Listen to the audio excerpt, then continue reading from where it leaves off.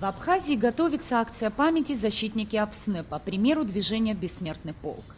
Цель мероприятия – увековечивание подвига погибших в Отечественной войне народа Абхазии, сохранение памяти о доблести и героизме воинов, осмысление опыта героических предков, восстановление преемственности поколений.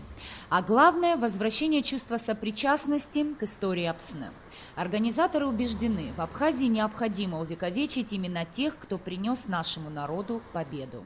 Во время Отечественной войны народа Абхазии 1992-1993 года погибло 1707 бойцов.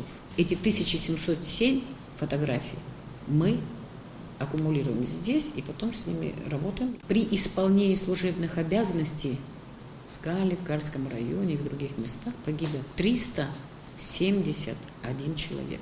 И включаем добровольцев 284 человека.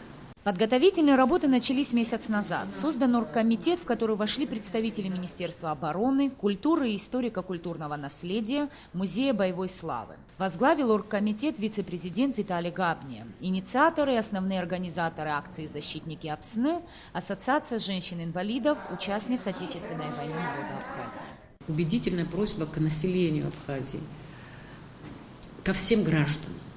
У кого есть фотографии тех ребят, которые погибли, тех девочек, которые сложили головы наших медсестер, приносить эти фотографии в самое ближайшее время, до 5 сентября, в офисы, где будут приниматься эти фотографии. Фотографии можно приносить в офисы Ассоциации инвалидов Отечественной войны во всех районах страны до 5 сентября.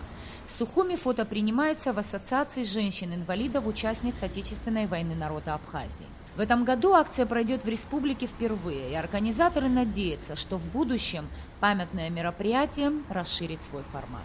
В следующих акциях мы планируем увеличить число и фотографий, и шествий оно увеличится за счет тех же наших бойцов, погибших, которые не менее сделали тоже, они же участники войны, которые погибли от полученных ранений.